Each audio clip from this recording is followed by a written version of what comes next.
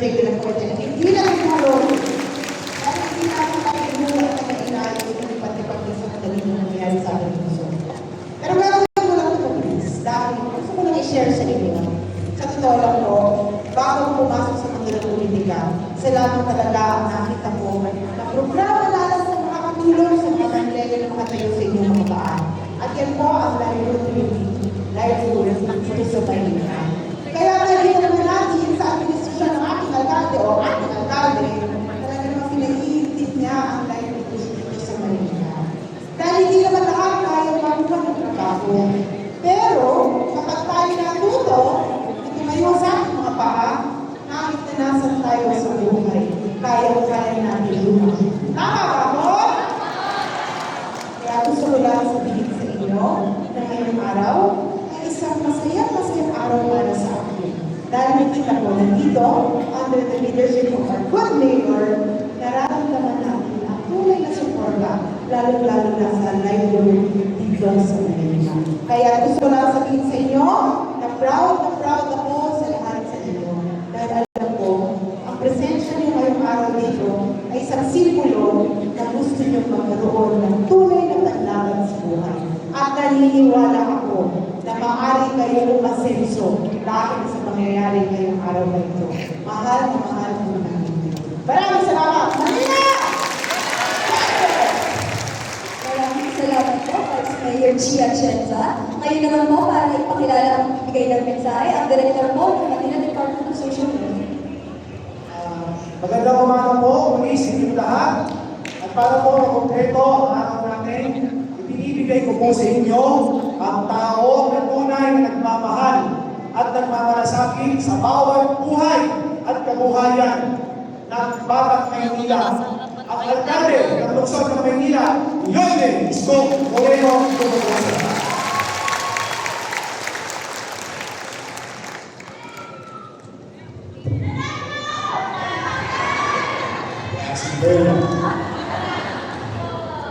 Hi. Hello. Good morning. Hindi na ako galing. Una ay maraming salamat sa Diyos. Huwag kayong lahat. Huwag tayong lahat. Tulad ng isang kasabihan, habang may buhay bay, habang may buhay bay, hindi na. Habang buhay may pag-asa. Lalo pa, bagay na aking pinagpapasalamat sa Diyos, bagamat tayo nasa krisis, hindi pa tayo ligtas, dahil hindi pa sila payapa sa Middle East. Tapos, marami pa tayong pagsubok financially bilang syudad.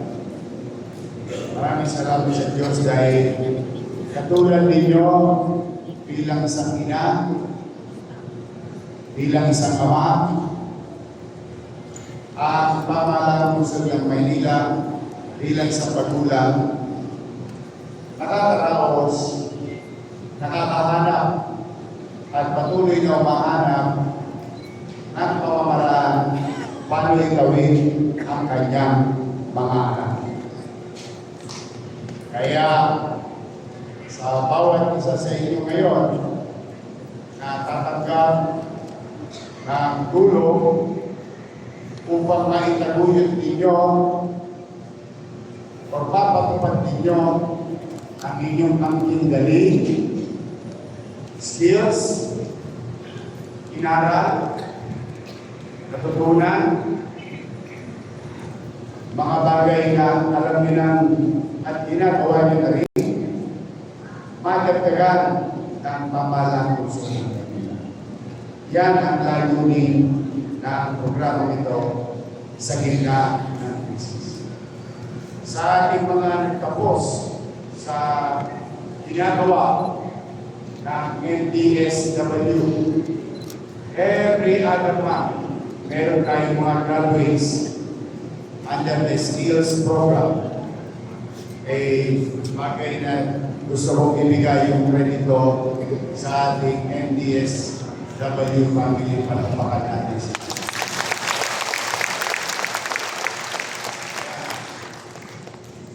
Lahat sila na nandiyan ay nangangalap ng mga taong gusto madagdagan ang kaalaman upang itaguyod ang sarili. Sa inyo naman,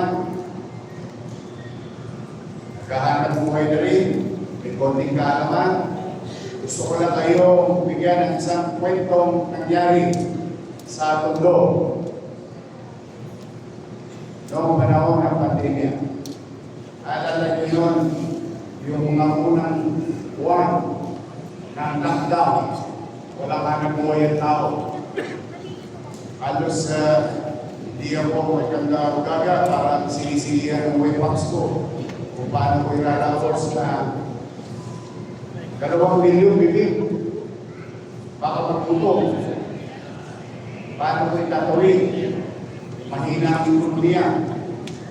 Kaya nga, di ba sinabi ko noon, kung maalala ninyo, kung manatag kayo o kapag Manila, pag wala na akong maisasalya, nakita niyo si Dio nito, patatas ako kung ilang munting makatapos lang tayo. Which we did. Nangyari. Dapat nangyari. Di ba magkakaroon tayo ngayon? Buhay tayo lahat. Matatawid tayo. Nalulungkot tayo sa iba. Naiilan tayo yung mga mahal sa buhay at kababayan na naapektuhan ng infeksyon. Ngunit, may isa rin tayong ginawa, yung pagbibigay ng cash assistance. At dahil doon, may isang mag-asawa, ito, partida to partida to, talagang pagkatao, maabilidad. Isang quick lang yung nakuha niya. Isa na siyang sikat na kainan doon sa may Bangkusay. Nakikita niyo siya sa TikTok. At siya mismo na sabi, ito, natanggap ko na ito 1,000 mga araw ng pandemya. Iniluto ko ng ulam. Pinita ko sa kapitbahay. Mukhang nasa naman. Ikinuwento, alam mo naman sa atin, maraming marites. Maraming. Ang aking buhay ay chismis. Word of mouth. Ngayon, kahit pa paano dinatayo na yung kanya kainan. Sa loob, itinatag sa kanya. Bakit? Pero ibig sabihin, hindi siya imposible. Mas malawak pa ngayon dahil yung iba natin mga graduates, hindi lang cash. Makukuha yung may gamit pa kayo makukuha. Nakita ko na panduro ng kwek-kwek. Sabi ko kay Chief Cesar Chap, sabi ko, panduro yan. Ako, nung nakita naman ni Vice Mayor, yung due dates, kaya pinabahan mo panira.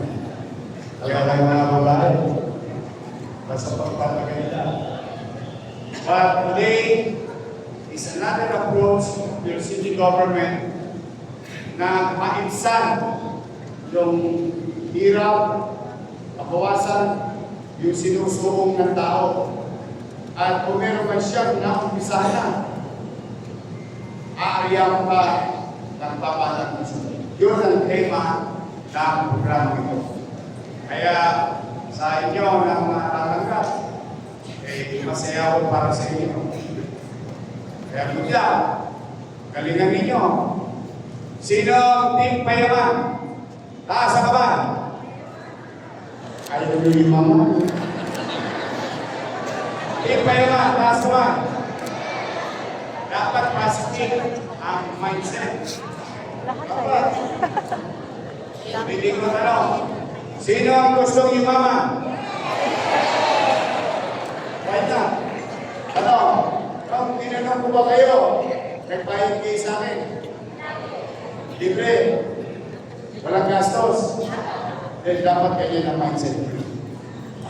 Have to have a good mindset. Gagawin ko to, iingatan ko kung pagkakataon ibinigay sa akin. Papalag ako sa dami namin, isa ako sa dami. Kaya kapahalagaan ko to, pagyayabungin, iingatan, palalaki, dapat lagi tayong positive. Kung ngayon naman, meron lang akong konting sinadagdag. Alam ko, meron kayo gastusin. Araw-araw, tama mali? Hindi libre pabuhay, tama mali?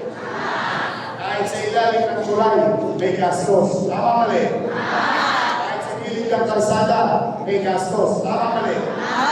Habang nabubuhay ka, may gastos. Tama naman. Sabihin, kahit anong mangyari, pagdating ng alas 12 ng tanghali, hahapdi yan dyan. Pagdating ng alas 7 ng gabi, hindi mo kayo nabubusog sa drama. Hahapdi yan dyan. Tapos, bibisitahin pa kayo ni Judy. Kaya si Judy? Kailangan si Judy. Judith na.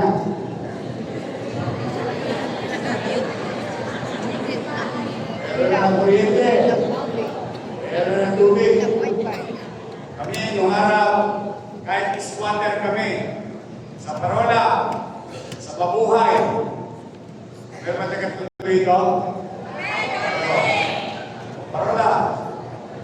Mabuhay street sa atin. Yung sikat na atin.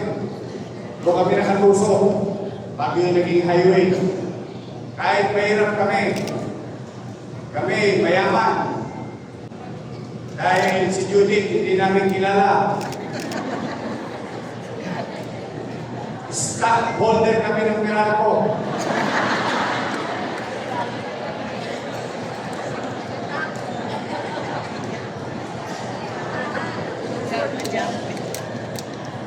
Stockholder kami ng Kawasa.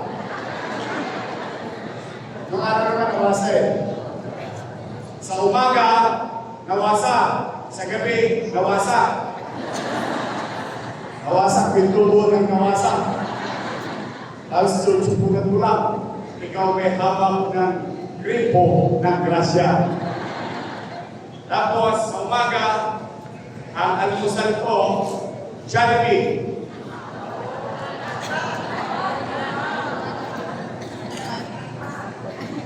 Jollibee, Young Burger, tanghalian, Chicken Joy,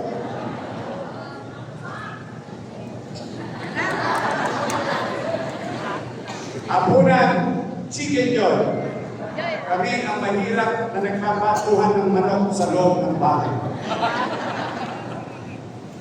Life is hard. But my mother and my father, ang mga magulang ko, hindi nag-iba. Ito ko ngayon sa akin.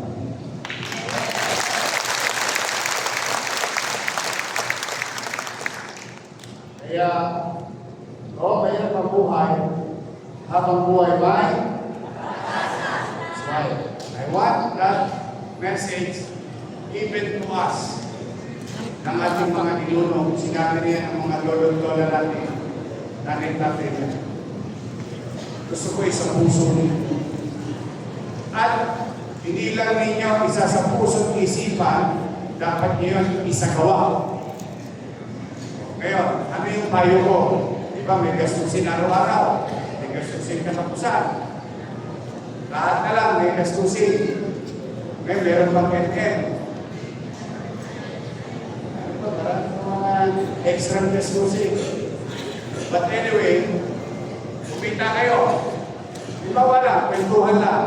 Mangarap na kayo, tamang mindset. Kumita ng maling handa. Ano? Kahapon, wala kang pinandaan. Tama mali? Nakaraos ka? Kaya may present. Tama? So kung kahapon wala kang pinandaan, ngayon may pinandaan ka, magkano dapat mong gastusin sa personal mo?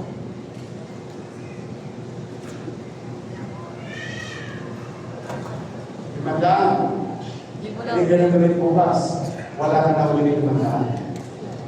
So, nakuha yung punto ko. Kung nakakabuhay ka ng piso kahapon at ngayon ay may 5 piso ka, dapat ang gastusin mo ngayon, piso din. Nakuha niyo yung punto ko? Hindi yung pagkaka-extra, biglang nagiging makulay ang buhay ninyo. Makulay ang panlaw. Wow! Dati cherry combine. Baka pwede ng iPhone. Eh yung iPhone, mas mahal pa sa bahay mo. Okay, kasi bahay namin ng araw, 20 million. Alam mo naman ng araw, maraming bakanting lote. Yung nanay ko, maraming real estate. Pag nakakita ng lote, nagtatanim ng talbos ng kamote. Totoo to sa atin. Tanim mo ng talbos kamote. Tutubo, maya-maya. Eh, siyempre, kailangan bantayan. Paglalagay ng upuan, yung upuan lalapang. Eh, siyempre, mainit. Lalagyan ng bubog. Eh, pag umuulan may anggi. Lalagyan ng dingding. Eh, kailangan ng pintuan, no? Talbos ng kamote, tinanim bahay ang bubog. Pero, ang punto ko, nakapamuhay ka ng piso kahapon dahil may programa ang gobyerno na nagdagan ng puhunan mo, nakapag-expand ka, tumami ngayon yung puhunan, pinagulong mo ng pinagulong, at ipinagparaya mo ang sarap o what you call the principle of delayed gratification. Huwag niyo kagad bayaran ang inyong sarili kapag may nakikita kayong sobra. Ang tingnan ninyo, lahat ng lusat, hirap na gagawin nyo ngayon, pagdating ng araw, ginhawa ang maramdaman ninyo. Hindi man sa inyo, yung katamasay ng saling-laling. That's the right mindset in a limited resources. Hindi ko the principle of delayed gratification. Naunawa niyo? Naintindihan niyo yung English? Okay, pag-alala, hindi kayo nag-iisa. Abisago ko lang. Ibig sabihin, ipinagpaparaya mo ang sarili mo sa bagay na nakamit mo more than o masigit pa kahapon at isinusubi mo at nag-iisip ka pa ng mga bagay kung paano mo mapalalaki, madodoble. Naalala niyo ang yelo sa bundok? Naalala niyo yung bata tayo? Yung yelo sa bundok, magsisimula, napakaliit. Pag bumulong pa, malaki na. Ayun yung snowball effect. Sinishare ko sa inyo yan kasi ayaw ko lang matutunan ninyo kay inspirasyon. Gusto kong matutunan nyo talagang may parang nito at sa lahat ng mga taga-Maynila na naghahanap buhay, bahagi man ng programa ko hindi is to practice the principle of delayed gratification. Huwag mong ipagpauna sa sarili mo dala ng mayroong kang sobra sa ngayong araw na ito. Yun ay patuloy mong isuwi, itabi, at hanggang maaari ibalik mo sa negosyo kung saan lalaban, lalaki, tataas, at mas marami ka pang merkadong bahagi. So I hope you understand the message. Kasi hindi araw-araw Pasko. Tandaan ninyo. Sino ang may sakit?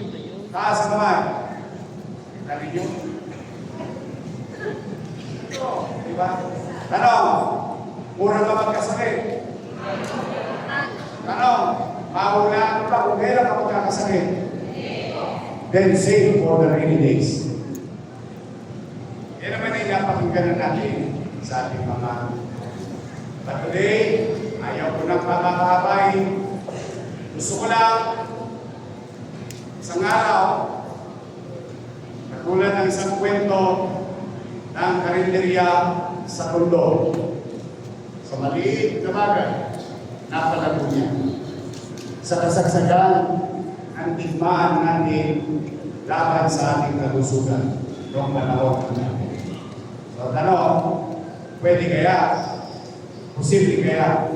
Ang sagot, opo. Hindi siya imposible. Lahat ng gawa ng tao ay posible. Ang hindi kaya ng tao ay kaya lang. Ang hindi kaya ng tao ay kaya lang. Exactly. We do our best and let God do the rest. Tama? Sa mga lola-lola ko, mga senior citizen, nasa naman, kapapit ko. I love you. Magkikita na naman tayo. Maglulumi-lumi na naman tayo, di ba?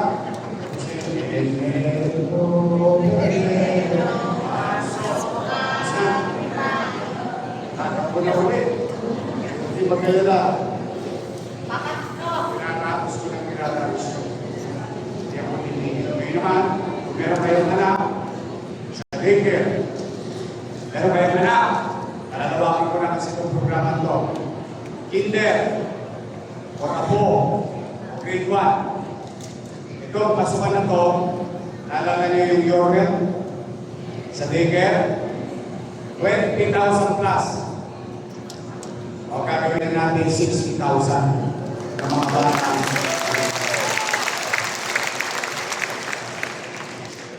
Isa sa maliit, practice araw-araw, naging muscle memory, a perfect, over escalation.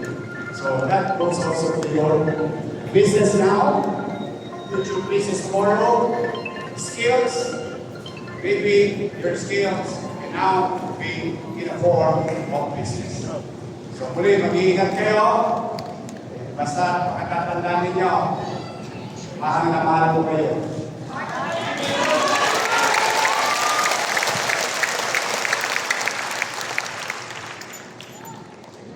Huwag na walongin ng Diyos.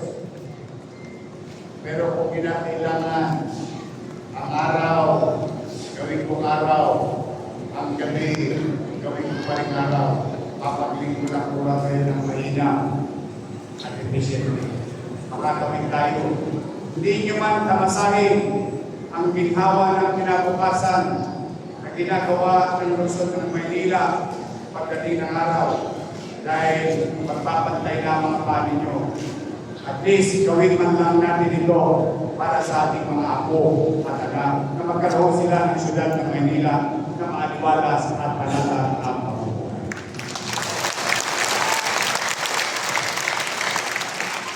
Pupugi ako, hindi perfectong gobyerno ang may bibigay ko sa inyo. Pero sigurado ako, may gobyerno sa Luzon ng Maynila.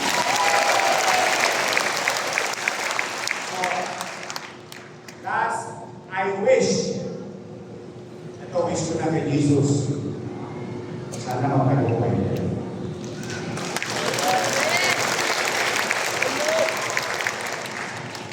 At loobin ng Diyos na patuloy kayong bigyan ng mabuti, maayos na kalusugan.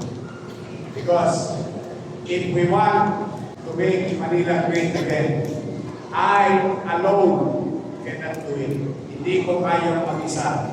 Kailangan ko kayong lahat. Magsama-sama tayo upang muling kuminang ang sikat ng Manila Bay sa lungsod ng Maynila. Hindi sa atin man lamang, kundi para sa susunod na sa ating lahi ng Manila. Mag-ingat kayo. I love you.